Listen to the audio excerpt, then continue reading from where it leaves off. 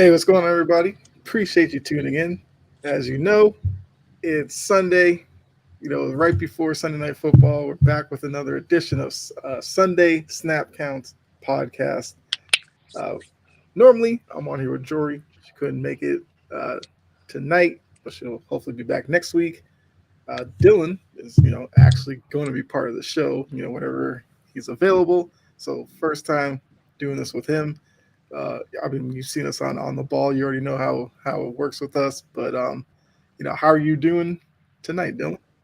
Pretty good, pretty good. I mean, Seattle doesn't play till Monday, of course. We play the Lions, but so today, Sunday is just watching football type of Sunday. Just seeing who plays, just watching whatever games are available. Was able to watch that Green Bay Minnesota game, really close game on a really good game.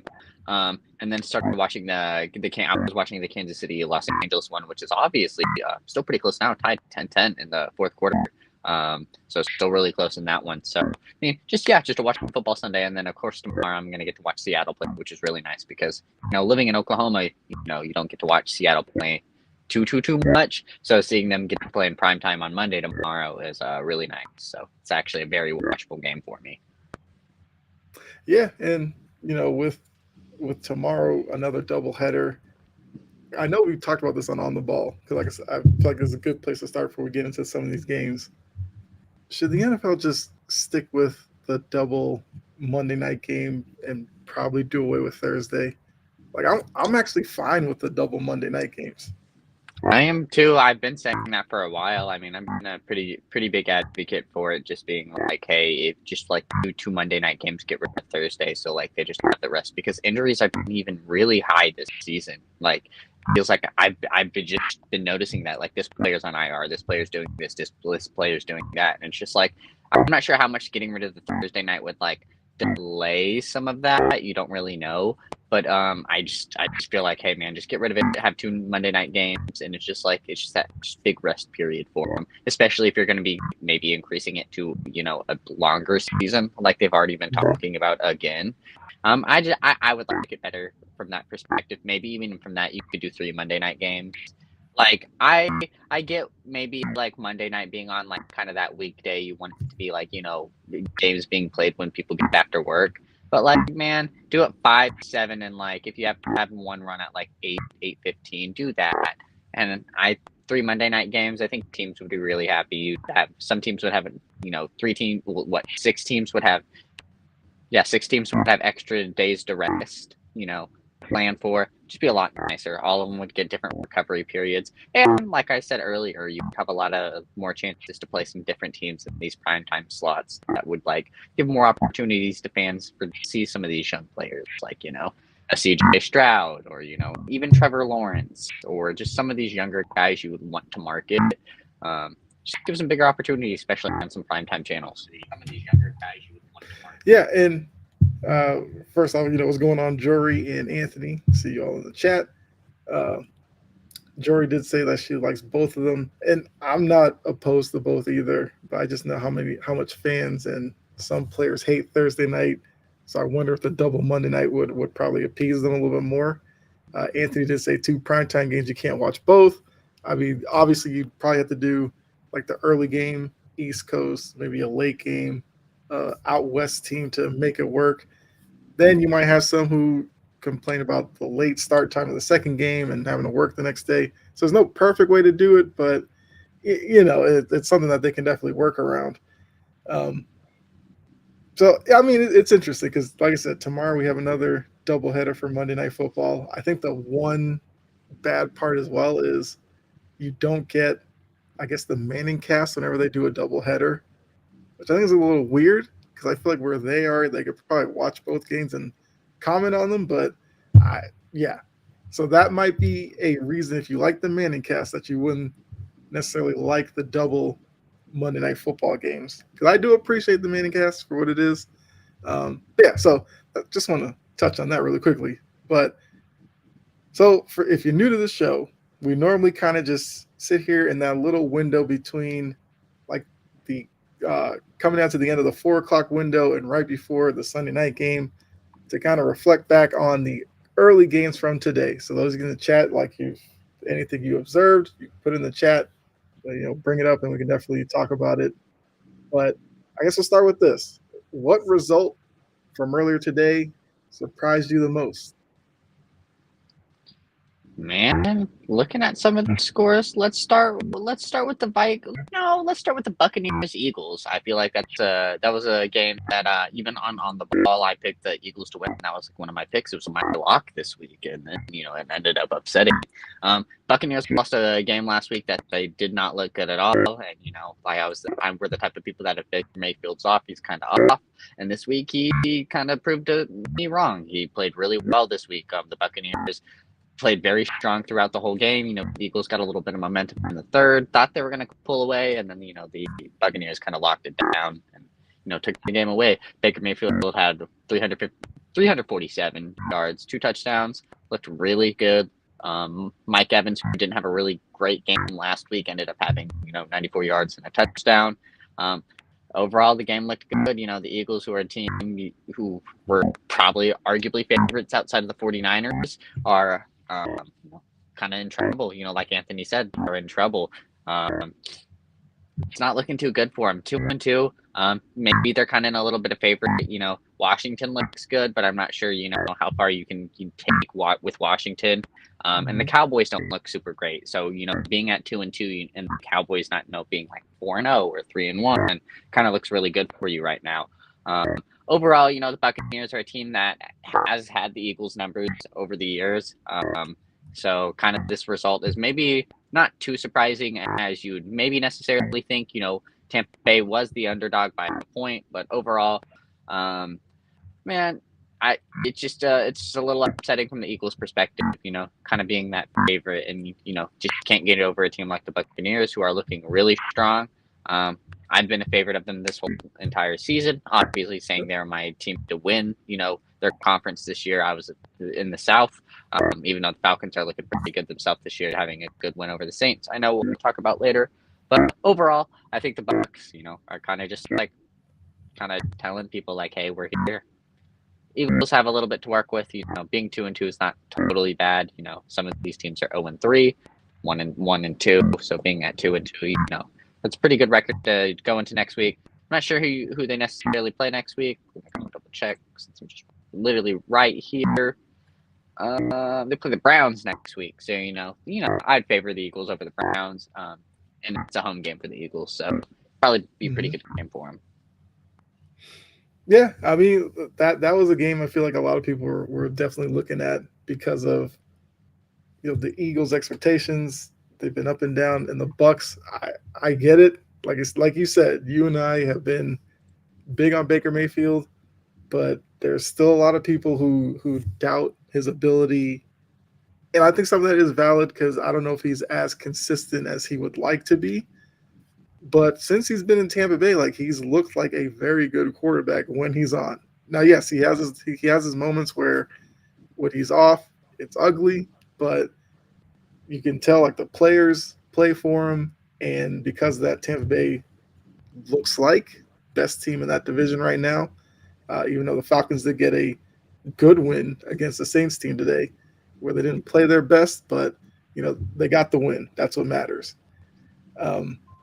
So yeah, I agree with you and Anthony. The Eagles are in trouble. I think Eagles fans are trying to figure out what it is exactly. They went out, got Saquon Barkley, yet the offense just doesn't look good, and the defense. You thought maybe they fixed some of the issues from last season, but the defense is still getting carved up by all these teams. And I'm going to say this: the Commanders are playing the best football in that division, and I think it's by a mile. Right now, yes. Yeah, I mean, at least offensively, they're fun to watch. There was a lot of questions about them defensively. They're playing pretty well today against the Cardinals, who are a team that offensively they won. And they can put up points. And the Commanders went in there, got pressure on Kyler Murray. They, kept them low scoring. So I don't know, man. That division, if Jaden Daniels keeps this up, Commanders might be that surprise team in the NFC, and that's with the Vikings and all these other teams. Nobody was picking the Commanders to be leading that division.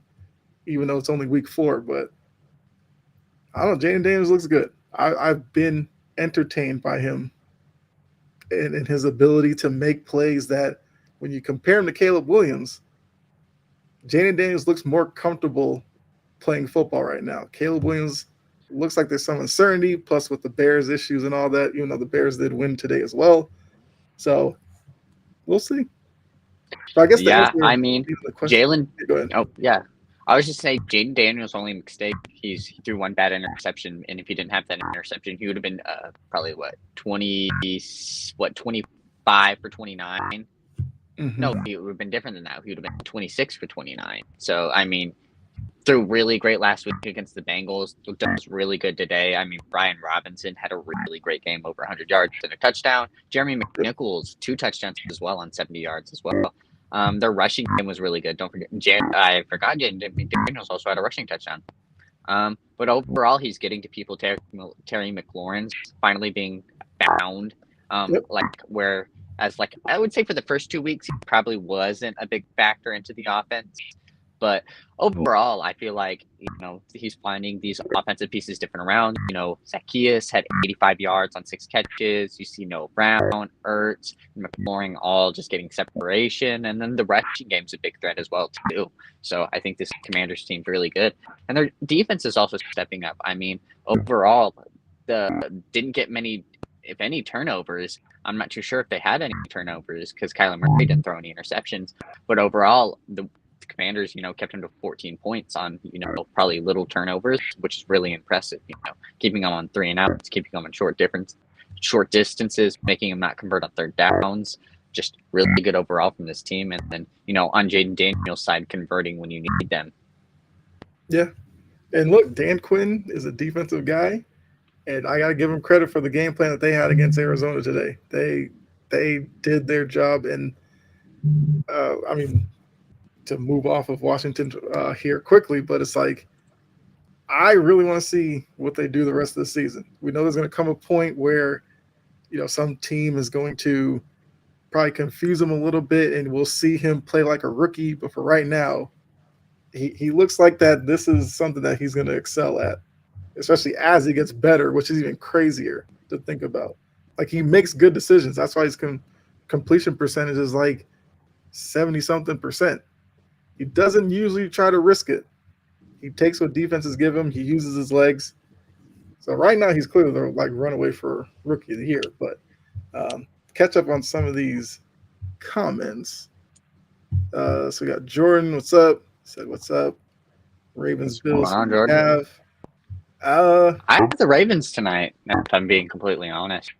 Having a good win last week, not being, I would say, having not necessarily the season you would want to have being a Ravens fan, at least for the start. Getting a good win last week, carrying momentum, and then it's a home game for them, if I'm correct, right? Yep. Yeah, I feel like that's something good. The Bills being a strong team, might give them a little bit of step back. Not saying the Bills are a bad team at all, but might just be like a little kind of like, just rude awakening, kind of like a game that, maybe they might be underlooking the Ravens a little bit more, especially having a little bit more momentum. I mean, I picked them on the ball, saying the Ravens were going to, told you that on the ball, the Ravens were going to be my pick. And I have the Ravens. I think they're going to win this game. I'm not sure about how much. I like the 2.5 just because of field goals, an easy way to win by a game. But definitely it's going to be a close game, and I feel like the Ravens, maybe their defense is going to be the kind of that factor for them. Maybe giving Josh Allen a little bit of a different look, just because the Ravens kind of have had their defensive struggles, but always kind of been a good defensive team sometimes when they really need to be. So yeah, I just feel like I'll take the Ravens in this game. Yeah, and I have the Bills. I think it's going to be very close because I do think with it being in Baltimore, that does favor Baltimore. I just have worries about their secondary going up against the Bills' passing offense. That game's going to come down to, can the Ravens establish the run against the Bills team that's middle of the pack in terms of their rush defense versus the Bills' pass offense against the worst pass defense in the league. Whoever wins that battle wins this game. I'll just take the Bills. Anthony said, Washington said if they had the first pick, Daniels was the better quarterback anyways. I said the same thing. I thought looking at the two of them, I thought Jaden Daniels was going to be the better prospect. I'm not necessarily going to hate on Caleb Williams. I just think Jaden Daniels, from his time at Arizona State and then getting over to LSU, he just looked like a much better quarterback at LSU. I mean, people don't like it, and maybe in like old like draft philosophy, winning the Heisman didn't necessarily mean something. But in current football, look at the last recent Heisman winners. I know Caleb Williams won one, but like Jaden Daniels was the most recent Heisman winner. Caleb Williams kind of won in a year where it kind of looked a little iffy. Wasn't the best Heisman season that we've necessarily seen. Where Jaden Daniels did have a great one. And I just thought overall, he looked like the better quarterback. I mean, you look at some of these recent Heisman winners like Baker Mayfield, Joe Burrow, some of these guys who have been playing excellent football, kind of translated well to the NFL. I mean, at least maybe took them a little bit of time, but overall, been looking really well. And, kind of Jaden Daniels looked really well with LSU, kind of playing with a little bit better competition. Arizona State playing in that Pac-12, which is not bad necessarily, but SEC arguably would probably be the harder conference. He looked really well winning the Heisman in that conference, especially not being on a team like Alabama, Georgia, and not winning a national championship, kind of built his resume to look really well. And I thought Jaden Daniels was definitely the better quarterback going in the draft. Yeah. So Anthony, you got two people who are big Jaden Daniels fans here right now. And Anthony did correct me, which, look, I definitely appreciate it. 82.1% passing in his first 4 games. So that's pretty impressive. Jory said Dallas is unimpressive in a win. Yes, Dallas. That Cowboys-Giants game was not the most entertaining to watch, but the Cowboys did what they were supposed to do. A win's a win. Jory, I wasn't impressed in any way. I don't think it does anything in terms of me thinking better of them going down the line. It just is what it is. It's just a week 4 win for them. Yep, puts them in second place in the conference, has a tiebreaker over a good I wouldn't say a good conference opponent, but just in case the Giants ever, make a run, just having a tiebreaker is always a good thing. Especially in having a better conference record helps you, but if any tiebreakers do happen, good for them. Good for them. Helps them out with Philadelphia losing today as well, too. Washington's number 1. Washington's number 1 right now. And this is a conference where there's, new winners every year. It feels like, Philadelphia's kind of had a little tight grip on it, but there's new winners every year, it feels like, in this, NFC East. So Washington could shock some people. Yeah, they can. And if Dan Quinn gets the defense playing better, then they'll be a team I feel like people will take more seriously, especially as Daniels puts more performances together and they string together some more wins. Like they're 3-1 right now, looking pretty good. Caleb Williams. I feel like this is Trajan because it does say Facebook user. So Trajan, you'll have to go in the description and hit the link to allow Facebook to. It's something like that. It's in the description, I believe.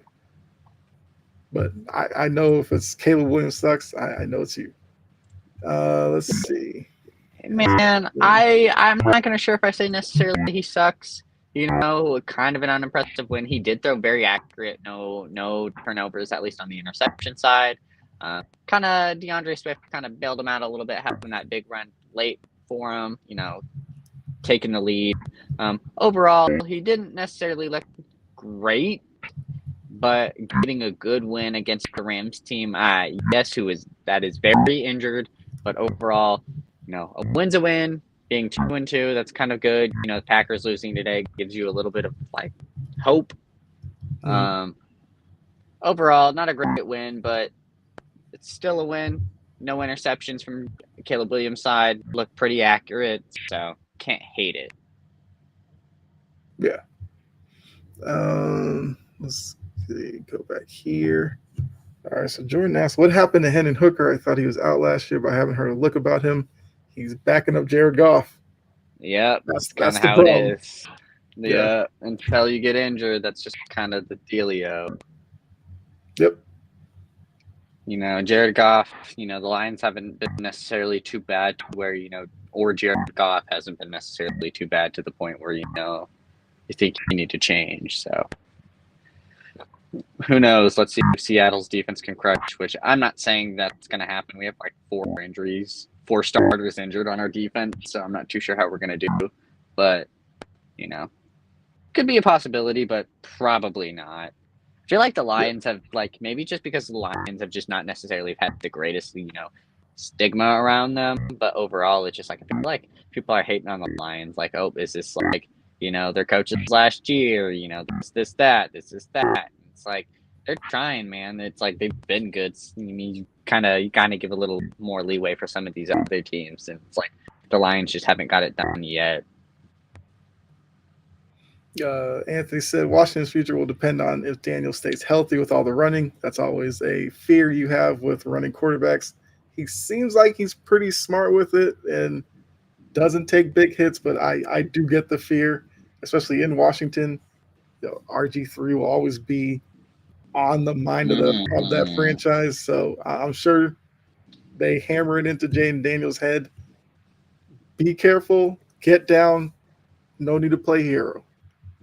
But I agree. Yeah, especially with a team like Washington, maybe later in the season they might change their mindset on it, especially if they can make a good playoff push. But especially not necessarily knowing what their identity is going to be, especially later in the season right now. Staying healthy, don't want them to get hurt. It maybe the mindset changes when you're a better contender, but right now you want to keep him healthy. Last thing you want is him to struggle through injuries, and it's just kind of like the same situation you've been struggling with all along. Yeah. I guess the piggyback off of this comment with Jory saying Sirianni's on the hot seat. Is he on the hottest seat in the league right now?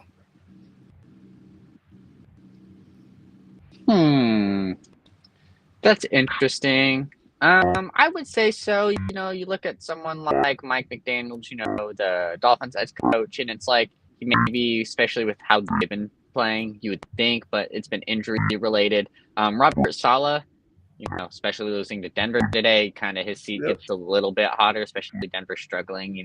Bo Nix getting his first passing touchdown against you guys kind of doesn't make you look good.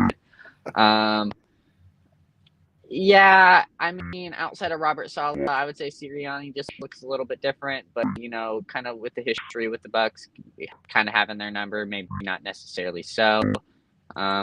Overall, I would probably just still say maybe Saleh, but it doesn't look necessarily too great. You're still 2-2. You're still 2-2. It's week. You're gonna go into what's gonna be week 5. I'd give it a little bit of time. If we get to week 8, week 9, and maybe you're at 3 wins and 5 losses or 4 losses, maybe you think it a little bit different. 2-2, you can work on that, because by week 7 or 8, be 6-2, 5-2, and that looks really good for you. So I'd give it a little bit of time. You're still at 500. They're not under yet, so I'll give them a little bit of time. Yeah, especially given his recent results as a head coach. I would probably throw out Peterson, being the guy that's, the one that's probably on the hottest seat. And okay, we got some, yeah. But Peterson and the way that Jacksonville's played, and how they look like such a mess offensively, defensively, they had an opportunity to win that game in Houston, but failed in the end. I feel like there's a lot of pressure coming down on Peterson, especially with Trevor Lawrence, the deal that they gave him, everything like that. That's probably where the hottest seat is right now. But I do agree. Sirianni and some of these other guys, I was going to say Eberflus, but they did get a win today, so maybe his seat's a little bit cooler. But it's an interesting question. But you did bring up the Jets-Broncos. I feel like we should touch on that game, because Bo Nix threw for 60 yards. Nothing impressive. They ran the ball for 120. And in a rainy, sloppy game, they were able to go into New York, take down Aaron Rodgers in that offense, and slow them down 10-9, get the win. So what exactly are the Jets? Because they beat the Patriots on Thursday night, everybody thought, "Oh, here we go. This is the Jets. They're coming into their own," and then they turn around and lose to Denver like this. So, what do you think the Jets are in the grand scheme of things? Are they I don't know. a team? Are they not good enough? What do you think? It's hard to really tell. Like I said, they necessarily kind of have an advantage.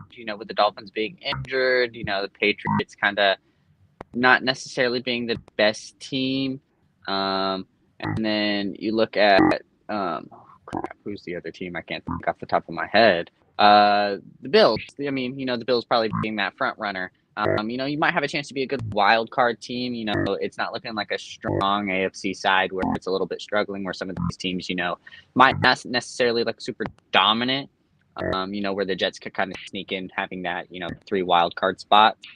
Overall, I would say necessarily they're a play-in team, not AFC West winner. But overall, I do think this is not a great look for you guys, especially, maybe on a defensive look, having Bo Nix pass for 60 yards looks good for you on a defensive perspective. They rushed very well, but, you got to figure it out on offense. Aaron Rodgers had 225 yards, no touchdowns on rushing. Field goals is kind of how you do it, and that's not what you need in this league. Doesn't look good. You a little bit over 50% passing completion, 5 sacks. Yep. Yeah, the O line is definitely an issue. They thought Tyron Smith and some of these what was they get, like Morgan Moses, I think, as well. They thought that was going to fix it.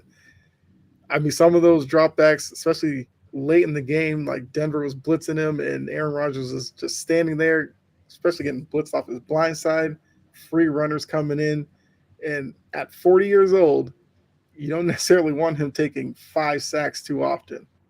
I mean, a couple of those plays, he got up a little slow. Not saying he's injured or anything like that, but 40 years old, like his body's going to be beat up by the end of the season if this continues. So they definitely need to figure that out. And hopefully, well, not hopefully in terms of me as a Patriots fan, I would love to see the Jets season just completely tank. But, for Jets fans who thought, as Trajan said, that getting Rodgers was going to be enough for them, this is not the start that they signed up for, especially coming off of last year when he only played 4 plays. They were really anticipating this year that they were going to be the best team in that division, which they aren't because it's obviously the Bills right now. To be fair, though, I wouldn't say it's the necessarily worst start, especially given how you started last year. Aaron Rodgers getting injured in your first game of the season. Mm-hmm. I feel like, being at 2-2, like I said, you're still at 500. You can work with that. They could be 0-4, or you could, not have Aaron Rodgers for another season again. So I would take it. Take it with stride. Not a loss you would like to have, but it's not like, you got blown out by the Denver Broncos. You just had a bad offensive game. Your defense still played very decently. Mm-hmm. So Trajan brings up a point so we can touch on this game. Packers-Vikings. So Trajan says the Packers should have gone with Willis today. I mean, look, if you look at Jordan Love's numbers at the end of the game, yes, the 4 touchdown passes look great, but the 3 interceptions kind of negate that. And, his first game back after week 1, so maybe there's a little bit of rust there because a lot of the touchdown passes happened in the second half where it seemed like he got more comfortable. I still would give a lot of credit to the Vikings defense, which was one of the reasons why I thought that the Vikings would win the game, was because whatever, Flores is doing with that defense is completely working. Like they did give up a lot of points today, a little more than normal, but I think overall it was a great game plan from them. And I don't know if I would judge Jordan Love solely off of, the 3 interceptions because, like I said, the Vikings defense is really good. Let's see what he looks like next week as he will be going through a week of preparation, obviously as a starter once again. He's played on, what do you have, a knee injury, so he's probably feel more secure with it. I think he'll be fine. I think the Packers will be fine. But, looking at the 3 interceptions, I get where trade is coming from because Willis did look so good the previous 2 weeks. But Yeah. yeah. So What I'll say real quick from is it's like I'm not sure if the Vikings did take their foot off the D. I see a comment that necessarily said that. But he definitely seemed like in the second half because the Vikings were up by a lot more. Let's not necessarily forget that this game was a lot closer than necessarily what that first half would necessarily say because it was 28 to nothing at some point. So Packers came back. It felt like in the second half, Jordan Love kind of figured out a little bit, kind of knew what he was doing, getting a couple touchdowns to Tavius Wicks. I would definitely agree with what you said. Let's see how he looks next week. But overall, I wouldn't hold this game necessarily against him coming back from an injury, especially looking how the Vikings have looked to beat the 49ers, beat the Texans, being an undefeated team, still one of the only two undefeated teams in the NFC with Seattle playing on Monday. So we'll see if they could necessarily be the only undefeated team in the NFC. I wouldn't hold it against Jordan Love, especially with the game being as close. Yeah, the picks don't look good. You don't want that, especially coming off an injury. You just don't want to throw picks, period. But, a better game, especially with how that first half was going. Mm-hmm. So, John, I know you asked a little bit further down about the names. There's supposed to be like a link in the description that if you click on it, you allow Facebook to show your name, then your name should pop up. Because we're on a different platform tonight. So that's why it's a little different. But also, because, talking about that, this comment's also from John, who's also a Patriots fan. He's asking me if I can admit it's time for the new kid on the block now. Brissett struggled again today. I am a big Drake May guy. I will make that known. Agreed. I just understood where Mayo and Wolf and those guys wanted to ease him into it. But I can admit this, watching the game in San Francisco, and I know the 49ers have a tough defense, when he threw the pick six to Fred Warner, the first thought I had was get Drake May warmed up. Now, it probably wouldn't be fair to just throw him into a game against the 49ers defense, but I've said from the beginning, I thought Drake May was going to play in October. We're coming up on October. So for me, the countdown has begun for Drake May to start. Yes, he'll probably struggle behind the offensive line. That's fine. But I feel like he will make plays that Jacoby Brissett just can't make. Like, look at the throw against the Jets. It was a fourth down. Pressure was coming up on him. Drake May made a subtle move in the pocket to free himself to throw to Pop Douglas. I don't know if Brissett can do that because Brissett's not quick of foot. So, yes, I can admit it. Throw Drake May out there. I'm still going to hold on to the London game against the Jags being his first game. But after today, I wouldn't be surprised if it was next week or in 2 weeks. I would say throw him in next week. You got a Miami team. You're not sure if Tua is going to be back yet. He won't be back. It's a very winnable game. Gives him a little bit of momentum before, you play Houston at home. It'll be back-to-back home starts for him. Gets him a little bit comfortable. I feel like that's the best way to do it. Get him back-to-back weeks at home, then get him on road to Wembley, where he'll be playing in London. He'll be a little bit more comfortable his first road test. Kind of not in a necessarily a negative environment because it'll be kind of a neutral site. You're not sure, like we've discussed before, Jacksonville's kind of, London's team. We've kind of joked about here and there, Jacksonville just leaving and hitting up shop and going to London. But it'd be a good test for him there. First road start being against Wembley after 2 home starts against a weakened Miami team and a Houston team, who kind of doesn't look as strong as we necessarily thought they would be this season. Yep. Rod, what's going on? I know you're a Patriots fan as well. Yes, the O-line is not good. It's bad enough that they're dealing with, I think, what David Andrews got hurt, who's probably the best on the O-line at the center spot. They have the injuries to Wallace, who I thought was coming on pretty well. But look, the season's going nowhere. You got to put May out there, just get him the reps, because I know he's getting more and more reps in practice. So clearly the team thinks he's close. I feel like it's time to rip the Band-Aid off at this point. and just cross your fingers and hope he doesn't get hurt. But yes, the O-line is the reason why I was on the path of waiting like mid-season or something. But I just feel like the team might like the jolt of seeing him running out there and starting over Brissett right now. Traden says Joe Flacco is still a dog. Yes. I picked the Bear. Well, they played who? The Colts played the Steelers. So I picked the Steelers going off of Anthony Richardson starting. The minute I heard Joe Flacco was going in because Richardson was hurt, I was like, there goes my pick, because watch Joe Flacco do what he did. Like, Joe Flacco, he makes plays. He makes plays that Anthony Richardson just doesn't right now. So depending on how many weeks Richardson is going to be out, Flacco will probably turn around that Colts team over the next couple of weeks. But yes. Agreed. Sorry.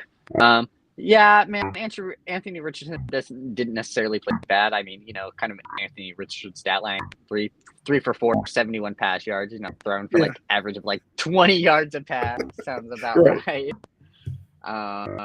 Having some rushing yards as well. I mean, yeah, Flacco's kind of that guy, give him time, kind of, if a team doesn't expect Joe Flacco to go in, they're not going to sure, because you're going to kind of have to game plan for him a little bit. Definitely a little bit different from Anthony Richardson. So, Flacco came in there, played really well, no interception, 16 for 26, 168 yards, 2 touchdowns. That's kind of one thing Anthony Richardson's been struggling on, finding Michael Pittman. Joe Flacco found him today very well, 6 catches, 113 yards. Josh Downs' first game back actually playing. 82 yards and a touchdown. Looked really good this game. It was a good win. As a Colts fan, you like this win. Even as a Steelers fan, it's not a loss you necessarily like. Justin Fields didn't play horrible. Had a good game, 2 rushing touchdowns and passing touchdowns. He obviously should be your starter. I mean, I'm a big Seahawks fan. I would love to see Russ start, but Justin Fields has earned the right to keep playing. He hasn't been playing bad. Just not necessarily a great game. He tried coming back at the end, and the Colts, found a way to, keep on the gas pedal and win overall. So. Yeah, I mean, Fields threw for over 300 yards. He didn't have an interception. Like, he's not turning the ball over necessarily with the picks, which I think. I agree with you. He did have with 2 fumbles. He only lost 1. 2 fumbles. Yes. So ball security, yes, that's an issue when he does take off or when he's standing in the pocket. But in terms of reading the defense, finding a guy and throwing it, he's not throwing it to the other team. I agree, even with the loss, because I think Russ is available next week. Probably, I would still start Justin Fields as well. I think until he has a game where he becomes turnover happy and just throws a bunch of picks and you're just like, we need a change, Russ can sit on the sideline. He may not like it, but that's kind of the way it is. Clearly, when they went to New York, Fields was their future. So, does that get him to New York? Trade him to New York. Trade him to Miami. That's how you feel. Yeah. I mean, Fields is obviously, kind of earned it right now. He's obviously playing better than what he did, kind of in his Chicago days. So I love Russell Wilson. I want to see Russell Wilson play. So that's kind of why maybe I'm an advocate for, trade him somewhere. Yeah. I mean, I appreciate Russ as well. When he first got to Pittsburgh, I thought it was going to be the spot for him, but it seems like it might be the spot for Fields. So I agree with you. He probably, I don't know if he'll just outright be like, trade me somewhere.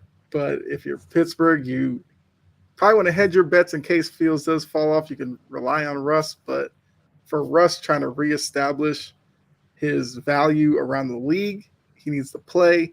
So I don't know how many more weeks he's going to want to sit on the sidelines healthy. So that's probably something that's going to be interesting to watch later into the season. Did want to touch on the Chiefs. They are 4-0, another ugly win. I think this is going to be another Chargers opportunity against the Chiefs that they'll look back on and realize they wasted it. I feel like seems like every year there's a game, the Chargers play the Chiefs really well, but they find a way to lose because they don't make enough plays. Like, they got out to the 10-0 lead. It looked like, they were going to bully or physically just wear down Kansas City and get the win. Herbert started taking some hits.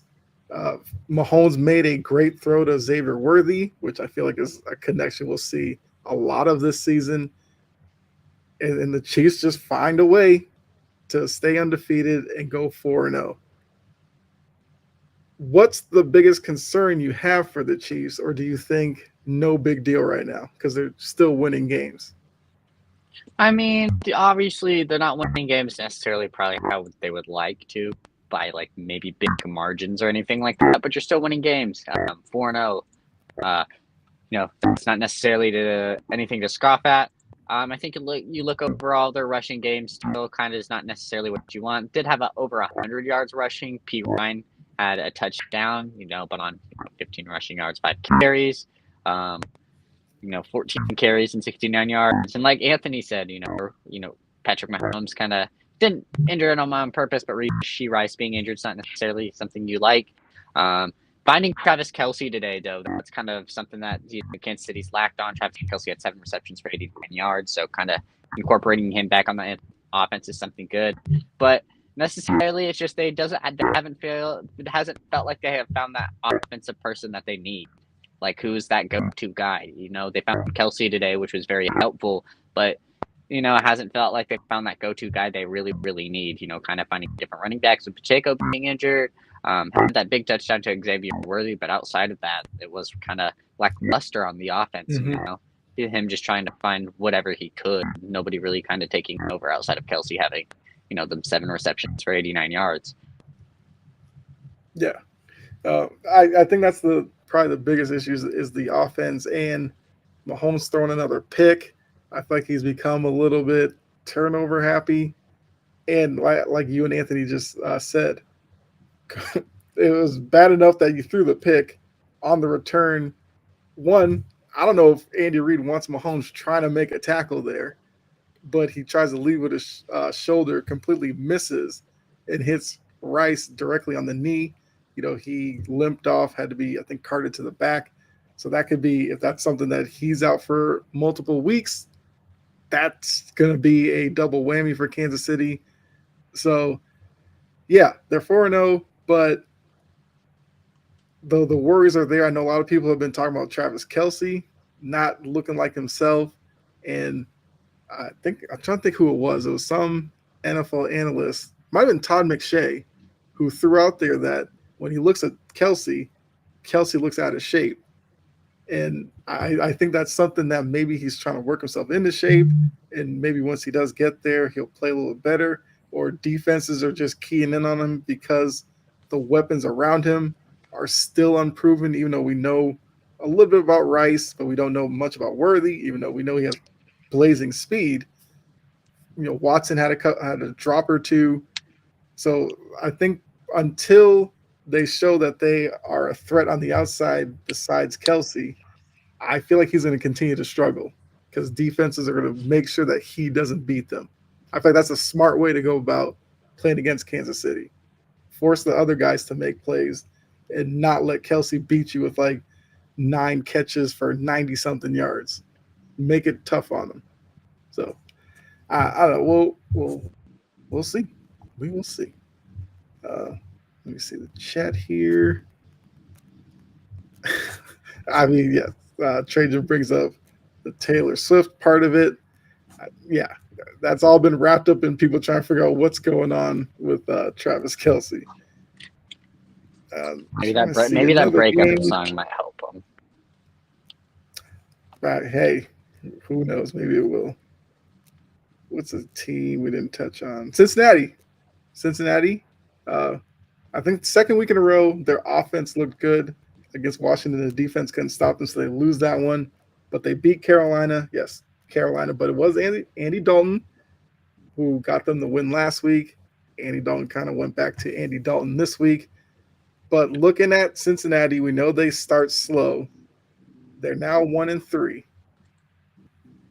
Can they do it, turn around from 0-3, and be a playoff team based off of what you've seen the past couple of weeks? Because the first couple of weeks, they look like a mess. It seems like they're starting to get it figured out right now. Man, they have a favorable schedule. They have games against Denver, Tennessee, games against teams like Las Vegas. Playing Cleveland might be favorable. The Giants. So they definitely have some winnable games. Where they could probably win. 5, 6 more games, and that puts them at what 7? That would have them at 7 wins. And you have to worry about some of these conference games, playing Cleveland Mhm. twice, playing Baltimore twice. And then also playing Pittsburgh twice, and if you can win the majority of those, that's probably, enough wins to get you to maybe even the conference. This isn't a strong conference this year. You have Pittsburgh, who is a little bit kind of interesting. We're not sure, what direction they're going to be with Justin Fields. So the conference is definitely not closed for you guys. You're not sure what you're going to get out of Baltimore neither. They have a tough game against the Bills tonight. With if they have another loss, that kind of strengthens Cincinnati. Being able to have a chance to even take the conference again. So I very much do like what I've been seeing from Cincinnati. Joe Burrow's been able to find Jamar Chase again, which has been really nice. Having that big touchdown early on in that game kind of helped them out. So I really do think Cincinnati's kind of be able to have a chance to have that turnaround that we think they might be able to do. Maybe not winning the conference; it's kind of hard. But overall, they do have a chance to at least be a good wild card team. But let's not forget, Baltimore isn't super crazy themselves neither. So they don't. It's not like Baltimore's at 3-1. It's just the Steelers are, and we're not 100% sure what we're going to get out of them yet. Right. And I, brought up the connection with Chase. Burrow went 22 for 31 for 232, 2 touchdowns and a pick. Chase had 3 catches for 85 yards and a touchdown. I think the touchdown was 63-yarder.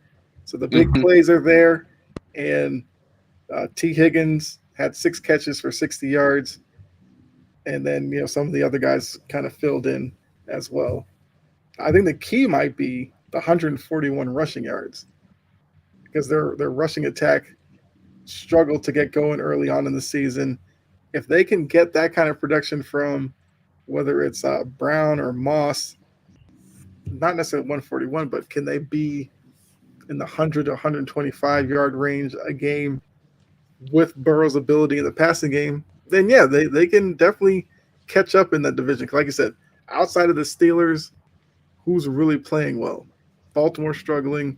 Cleveland's 2-2, but Cleveland doesn't look great offensively, and Cincinnati has had their struggles. So the next couple of weeks, if they can get some wins against some teams that they'll probably be favored against, the 0-3 start won't necessarily be that prominent anymore. If they win their next 2 games and go against the Giants and the Browns and they're 3-3, it's kind of a little bit different of a story. Yep.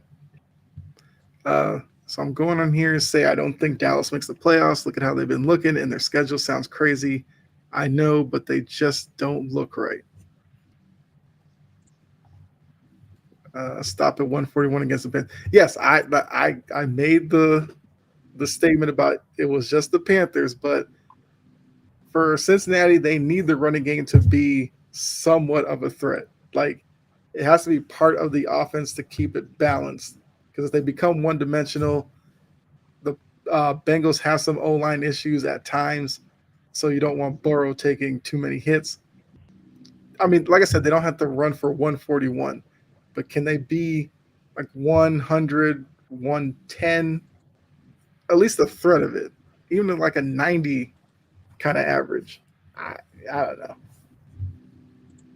Yeah, that's kind of one thing that haven't really showed flashes of yet this season is being like at least a decent rushing team. And yes, I get it against the Panthers, but overall, like just them having kind of like a good rushing game just is a little bit of confidence there. Yeah. Let's see. Dallas lost 2 players for 4 weeks. I mean, Dallas had issues outside of the injuries even before it happened. I think they play the Steelers next week. So depending how they played that game, that's a good tester for them. If they go out there and play a good dominant game and beat the Steelers, maybe it might change my idea a little bit. But if they just go out there and just lose to the Steelers, even close or maybe even a blowout by the Steelers, then yeah, there would be a lot of struggles. You'd kind of have to worry a little bit there. Yeah. Absolutely. All right, so we got about 10 minutes to go. So, you guys in the comments continue to uh, flood the chat with any of your observations or, thoughts or questions about what happened today. Looking at it, looking at the games. Let's see. I think we touched on everyone. Trying to see if there's one we missed. Texans, Jaguars. Okay, we can look ahead. Oh no, Texans, Jaguars. No, Texans, Jaguars. no, Yeah, Texans. We touched on it like really quickly. So yeah, let's go ahead into that one. Both teams didn't look great. I think the bigger issue is kind of the Texans, because I've been one who thought they were going to win the division, not necessarily run away with it. They haven't consistently looked like the team the end of last season. For Jacksonville, I mean, they at least showed more of an effort today than they did against Buffalo. So that's a win in its own right. But they just don't look like a good football team right now.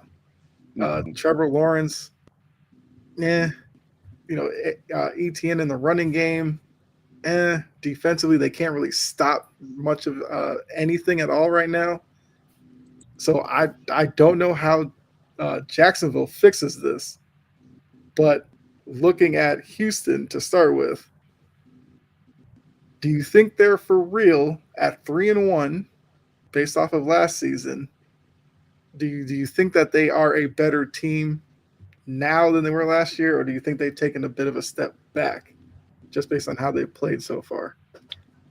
I do think they're a better team probably than they are last year. You got to remember last year, the Texans weren't a team people expected to kind of be, the team that they were and the team they ended up being. So it kind of had a little bit of a shock factor for them. And, this year, you have a little more tape on them, a little more game planning, a little bit more time to, expect what the Texans are going to do.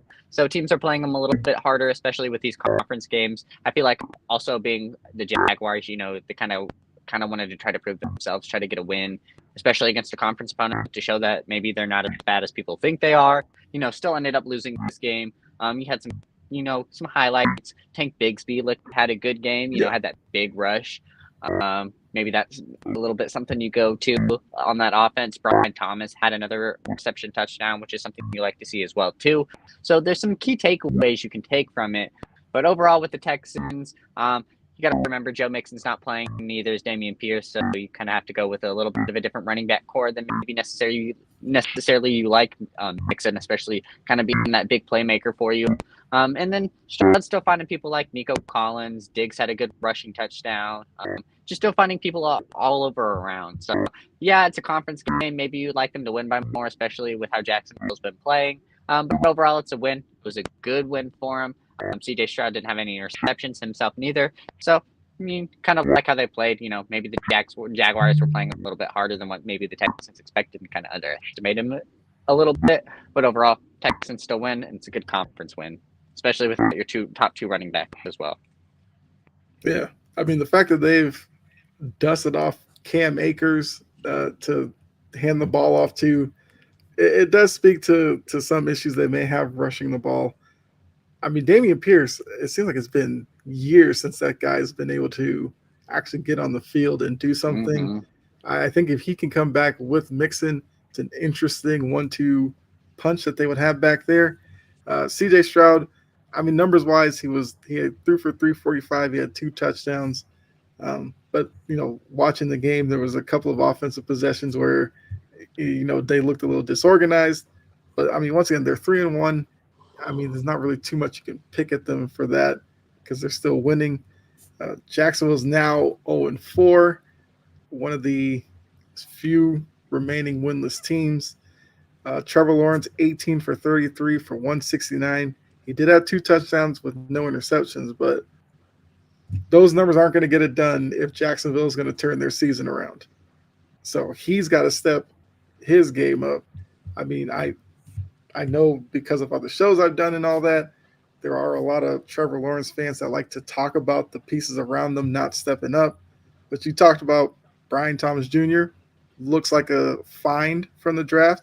He had 6 catches. Christian Kirk's kind of been under the microscope a lot this season. He had 7 catches. So clearly they're getting open. It's just something just isn't clicking with that team right now. And I know Jory said earlier that she thinks Doug Peterson is going to be the first coach to go. That's where Bill Belichick's coaching next year. Well, I mean, there's going to be a lot of people kind of trying to get Belichick. I mean, Jacksonville probably would love to have him. Every week, it's like Dallas is linked to him. Then it's You'd want to go to a team that will have control. Dallas won't do that. Yeah, I couldn't see him and Jerry Jones working together. Nah, that's not possible. Jacksonville, he'd go up to like the ownership and be like, "Hey, Mr. Khan, like, I've won the Super Bowl. Just let me run the team." He'd probably be like, "Okay." Yeah. Wouldn't say step back mainly because same team and added Diggs should be slightly better, but injuries tanked Joe Mixon, Damian Pierce. Yes, I agree. Agreed. I'm not gonna panic on them being 3-1 because they are a team that I think I did like predictions before the season. I actually have the Texans as an AFC title team. I don't have them winning the AFC title, but I have them actually getting there. So I do think they are a good team, and they do need to get some of these guys back before injuries ruin their season. Here's a question.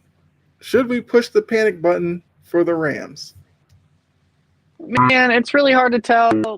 They just have bad injuries. I mean, you don't like Stafford not playing necessarily the greatest, Without his two receivers overall, yeah, I get that not being a factor. But overall, this team kind of doesn't really have an identity. You don't know what to expect for him. Kyron Williams looked good today. That's something you really like. But overall, Stafford kind of didn't necessarily have a great game. Still missing Cooper Kupp. Puka Nacua, kind of throwing to people like Tutu Atwell, Demarcus Robinson to kind of being your main receivers isn't, great for any type of quarterback. So it's kind of hard to take that with stride. Maybe you might want to struggle on their defense a little bit. But overall, it's just hard. I'm not sure, what panic button would mean for him, especially with like, were they a playoff team? Maybe if they were healthy, you could think as a wild card, but overall, it's just really kind of hard to tell what they were going to be before the start of the season. I mean, yeah, the Rams, I feel like predictions on them have been kind of wide ranging. There are some fans who think, some NFL fans who think that the Rams could have been a sleeper Super Bowl team. Some think that they were going to possibly push the Niners for the division. There was others who I kind of fell into that group where I didn't think they were going to be as good as that. I thought they would probably be like a 7-8 win team. But I mean, looking at them right now, it might be a struggle because, like I said, with no Kupp or Nacua, using Atwell is basically your number one when he should be your number 3 or 4 on a good team. Yeah. So I think because of that, you probably should push the panic button. Only because, Seattle is playing well in that division. Arizona, despite the loss, they look like a better team. And the Niners weren't going to sit there in the basement of that division for much longer. So this might be a division that starts pulling away from the Rams before they get these guys back. So I would push the panic button if you thought they were a playoff team or even a Super Bowl contender. Yeah. But for me, I wouldn't because I didn't think they were that good of a team anyway. I agree with what you say right there. If you thought they were a contender or even a playoff team, then yes. But if not, no. George says Rams defense is absolutely bad and they are injured. They should punt on the season. Yep. I mean, problem is, yeah, Stafford's not young. Yeah, that's your issue. Let's see, going back up here. Trevor keeps missing them. We're talking about Lawrence with the wide receivers. They need a reboot. Keep Trevor, though. I mean, they paid him. They're not going to move from him. They'll obviously do the thing that most teams will do. Get the new coach, maybe a new offensive coordinator, see if that fixes him. I don't know if it will necessarily. Brian Thomas is a rookie as well, too. So, I mean, because honestly, that's kind of been one of his favorite targets this season. So that's something a little bit, optimistic if you're a Jaguars fan. There you go. Got somebody here saying Seattle's going to win the division. Expecting the 8-win season if you're a Rams fan. I hope Seattle wins. I mean, I'm always scared of the 49ers, but, kind of Arizona taking a little bit of a step back given this game, and the Rams not necessarily looking good. We have a chance. We have a chance. Got that Monday night game. We've been historically good against the Lions overall. Get that win. We still have that 2-win lead. Something that looks really nice. But 49ers are always just scary, especially when they get healthy. Okay, so you know who reminds me of the Rams? The Chargers. I swear. What's the difference between the two? A Super Bowl. Stafford has one. True, yeah. I mean, well, I guess the difference would be the Chargers realized their mistake and rebooted by getting rid of Staley and bringing in Harbaugh. Harbaugh, you got to give him some time to get his guys in there, to get his system implemented. I think they'll be okay. For the Rams, they have their wonder child in McVay. I still have questions about, like, once Stafford steps away, how committed McVay will actually be there. I mean, he almost left before. So I think once Stafford goes, if McVay is committed to them, then they can rebuild around him. But if McVay punts on the team as well, I think that's kind of the difference between the two right now. I would take the Chargers' future over the Rams right now. But agree. Oh, yeah, I do see some similarities. Jory put here, Trevor overrated Lawrence. That's another. I mean, I agree with it, but that also depends on where you rate Lawrence. To those who think Trevor Lawrence is a top 10 guy, then yeah, overrated. If you think he's a more of a 15 kind of range, maybe this is just par for the course for you.